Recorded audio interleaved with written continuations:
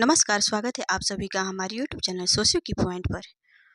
तो आप सभी कैसे हैं? आप सभी का एग्ज़ाम की तैयारी कैसा चल रहा है? आशा है कि आप सभी बहुत अच्छे से अपना प्रिपरेशन कर रहे होंगे और नेट का एग्ज़ाम भी जो है अब उसका भी कुछ ही दिन रह गया है।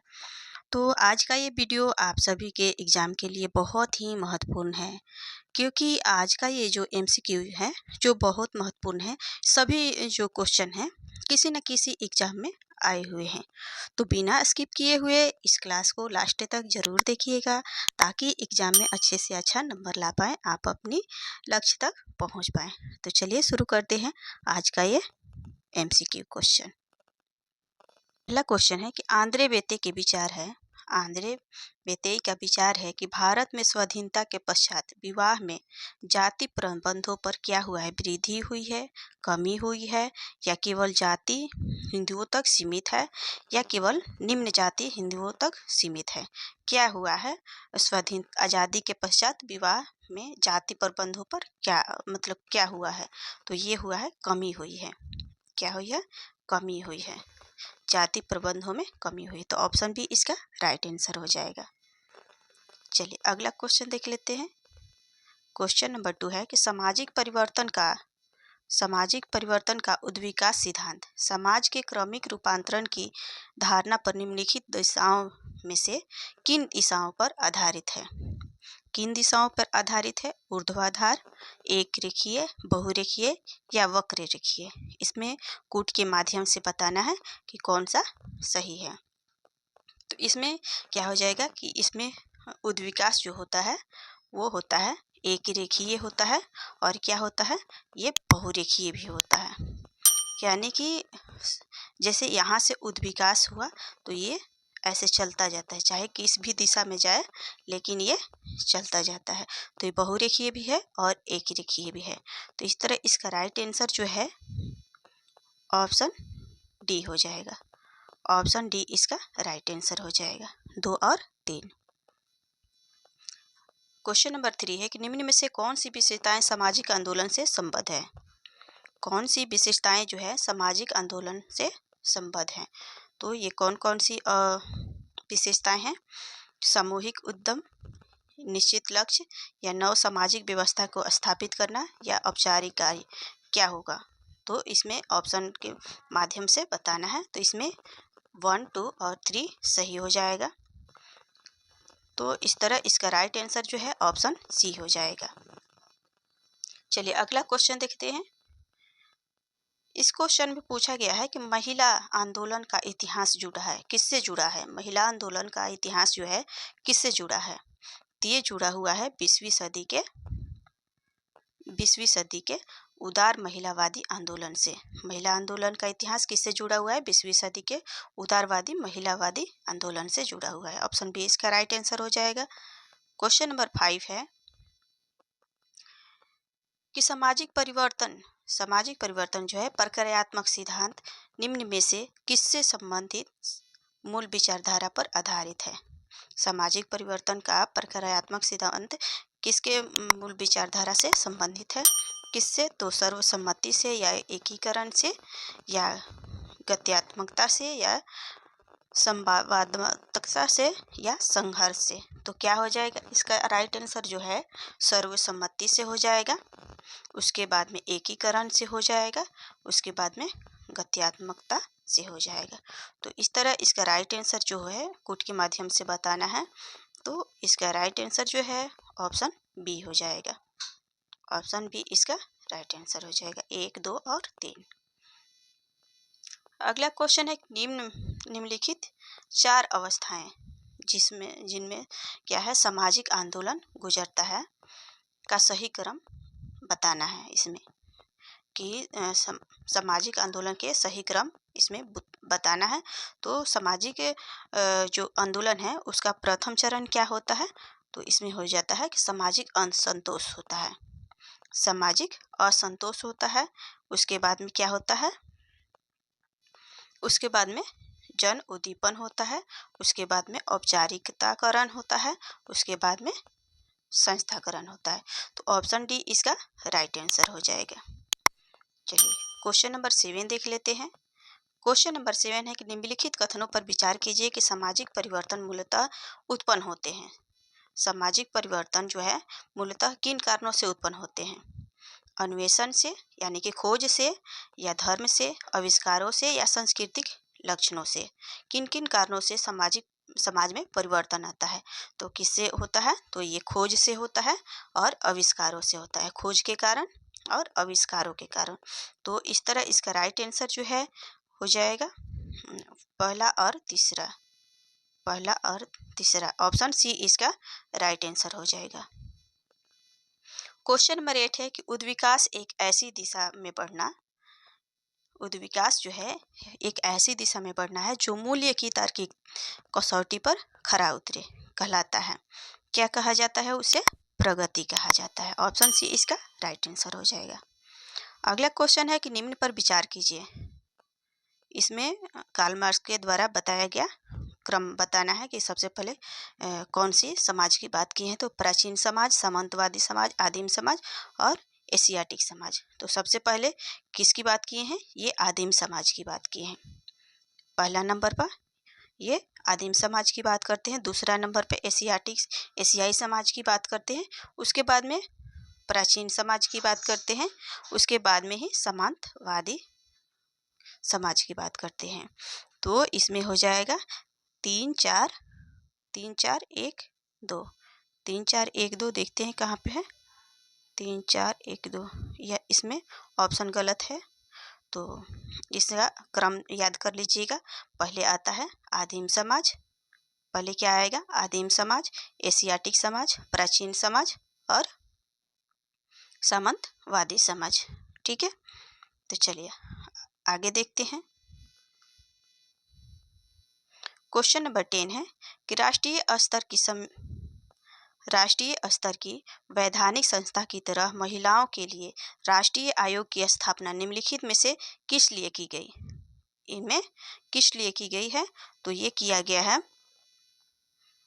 महिलाओं के लिए संवैधानिक तथा विधिक सुरक्षा की समीक्षा हेतु। ऑप्शन ए इसका राइट आंसर हो जाएगा। चलिए आगे क्वेश्चन नंबर 11 है कि सामाजिक परिवर्तन में चमत्कारी नेतृत्व की भूमिका पर निम्नलिखित में से किसने जोर दिया है? तो ये जो चमत्कारी सत्ता की बात किसने की है? तो मैक्स वेबर करते हैं। ऑप्शन सी इसका राइट आंसर हो जाएगा। अगला क्वेश्चन है कि रोस्टो के अनुसार आर्थिक वृद्धि के चरणों में 5 श्रेणियां होती हैं। आर्थिक वृद्धि के चरणों में 5 श्रेणियां होती है। तो निम्नलिखित में से इनमें से कौन सा नहीं है, ये बताना है कि इसमें से कौन सा नहीं है। तो इसमें क्या हो जाएगा? इसमें उत्तर औद्योगिक समाज के बारे में उन्होंने कहा। ऑप्शन बी इसका राइट आंसर हो जाएगा। चलिए आगे देखते हैं। क्वेश्चन नंबर 13 है कि सामाजिक परिवर्तन की निम्नलिखित अवस्थाओं पर विचार कीजिए।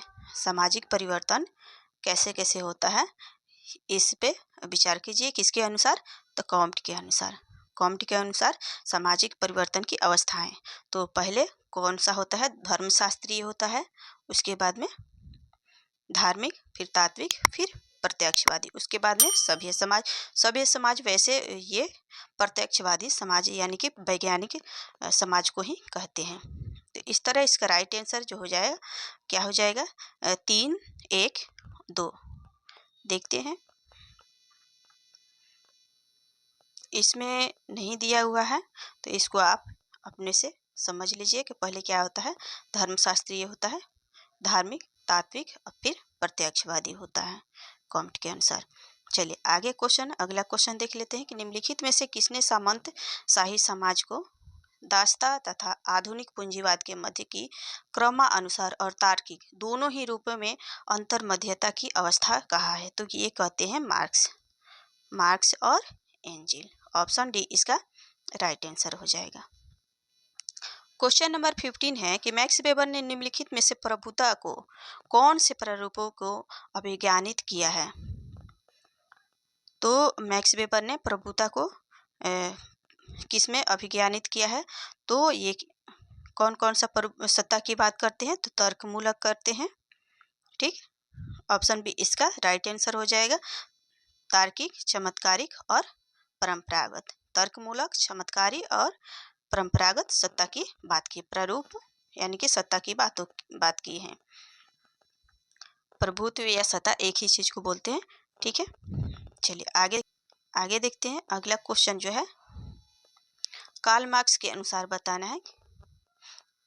कार्ल मार्क्स के अनुसार जो है अवसंरचना अधिसंरचना से संबंधित नहीं है, या अवसंरचना जो है अवसंरचना का महत्व नहीं है, या अधिसंरचना अवसंरचना को प्रभावित करता है, या अवसंरचना अधिसंरचना को प्रभावित करता है। तो इसका राइट आंसर जो है क्या हो जाएगा? ऑप्शन ए इसका राइट आंसर हो जाएगा। नहीं, ऑप्शन डी इसका राइट आंसर हो जाएगा। क्या होगा कि अवसंरचना जो जिसे अधिसंरचना कहते हैं, तो ये जो है अधिसंरचना को प्रभावित करता है। ठीक है, तो ऑप्शन डी इसका राइट आंसर हो जाएगा। चलिए अगला क्वेश्चन देख लेते हैं। क्वेश्चन नंबर 17 है कि निम्नलिखित राजनीतिक व्यवस्था में से कौन सी एक तार्किक विधिक प्रकार की वैधता पर आधारित है? जो तार्किक विधि पर आधारित है तो क्या होता है? लोकतंत्र। ऑप्शन सी इसका राइट आंसर हो जाएगा। चलिए अगला क्वेश्चन देख लेते हैं। क्वेश्चन नंबर 18 है कि सोरोकिन ने सामाजिक परिवर्तन के अपने चक्रीय सिद्धांत में किन 3 बृहद प्रकार के एक के बाद एक आने वाली संस्कृति का विश्लेषण किया है? तो इन्होंने कौन कौन सी संस्कृति की बात की है? तो ये करते हैं, पहले तो ये चिंतात्मक संस्कृति, आदर्शवादी संस्कृति और चेतनात्मक संस्कृति की बात करते हैं। तो इस तरह इसका राइट आंसर जो है ऑप्शन बी हो जाएगा। ऑप्शन बी इसका राइट आंसर हो जाएगा। अगला क्वेश्चन है कि कॉम्ट के अनुसार सभ्यता के 3 चरणों में दूसरा युग कौन सा आता है? तो कौन सा आता है? पहले ही क्वेश्चन में हम लोग पढ़ चुके हैं। पहले धार्मिक आता है, फिर तात्विक आता है, फिर वैज्ञानिक आता है। तो दूसरा चरण यहाँ पे पूछ रहा है, दूसरा युग कौन सा आता है? तो तत्व मीमांसीय आता है। ऑप्शन सी इसका राइट आंसर हो जाएगा। अगला क्वेश्चन है क्वेश्चन नंबर 20 कि सामाजिक आंदोलन को परिभाषित किया जा सकता है। सामाजिक आंदोलन को किस आधार पर परिभाषित किया जा सकता है? तो ये किया जा सकता है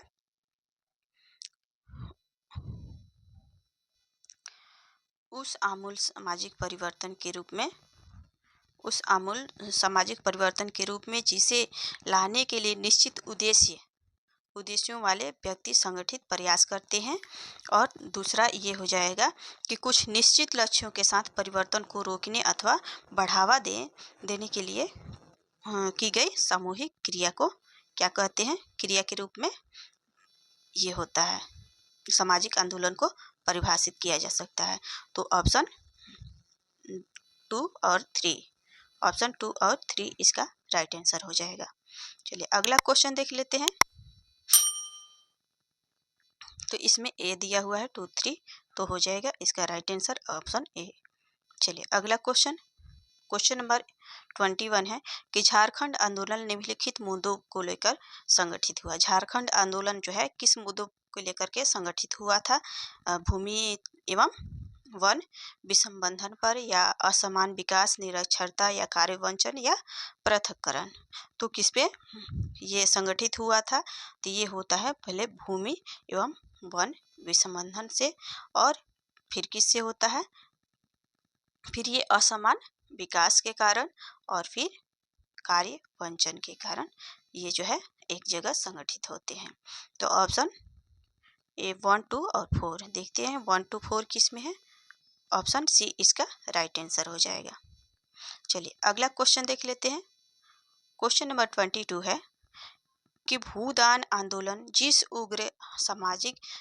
उग्र किसान आंदोलन के पश्चात प्रारंभ हुआ, वह है भू आंदोलन जो है किस उग्र आंदोलन के पश्चात प्रारंभ हुआ? तो ये होता है तेलंगाना आंदोलन के बाद। ऑप्शन सी इसका राइट आंसर हो जाएगा। क्वेश्चन नंबर 23 है कि कार्ल मार्क्स द्वारा वर्णित सामाजिक परिवर्तन के निम्नलिखित चरणों पर विचार कीजिए। अब दूसरा फिर से वही क्वेश्चन आ गया है, लेकिन थोड़ा सा इधर उधर करके आया है। तो ऐसे भी क्वेश्चन पूछे जाते हैं। थोड़ा सा क्वेश्चन का लैंग्वेज जो है बदल जाता है सिर्फ। तो सबसे पहले हमने कौन सा बताया था, आदिम समाज, उसके बाद में पुरातन यानी कि प्राचीन समाज, फिर उसके बाद में सामंतवादी समाज, और सबसे लास्ट में क्या आता है, पूंजीवादी समाज।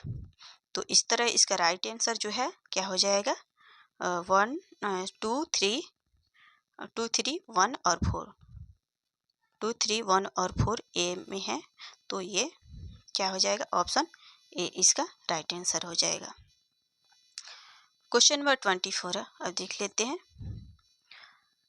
कि सन 1974 में गढ़वाल के वनोन्मूलन के विरोध में हुए अहिंसक आंदोलन में जब वन अधिकारी और ठेकेदार पेड़ गिराने के लिए आए तो स्त्रियां जो हैं पेड़ों को काटने से बचाने के लिए पेड़ों से लिपट गई। इस आंदोलन का क्या नाम था, तो ये था चिपको आंदोलन, जिसमें स्त्रियां क्या थी, अपने पेड़ों को चिपक करके लग गई कि काटना है पेड़ों को तो हमें भी काटना पड़ेगा। ये था चिपको आंदोलन। ऑप्शन ए इसका राइट आंसर हो जाएगा। अगला है और सबसे लास्ट है क्वेश्चन कि निम्नलिखित में से कौन सा एक परिवर्तन संवर्धक आंदोलन नहीं है। इसमें कौन जो है वो परिवर्तन नहीं लाता है, कौन सा आंदोलन ऐसा है जो परिवर्तन नहीं लाता है, तो वो होगा आरक्षण विरोधी आंदोलन। ऑप्शन डी इसका राइट आंसर हो जाएगा। तो आज का ये क्लास यहीं पे समाप्त होता है। तो आपको अगर हमारा वीडियो पसंद आता है तो हमारे वीडियो को लाइक करें, चैनल को सब्सक्राइब करें, और वीडियो को लास्ट तक देखने के लिए आपका बहुत बहुत धन्यवाद।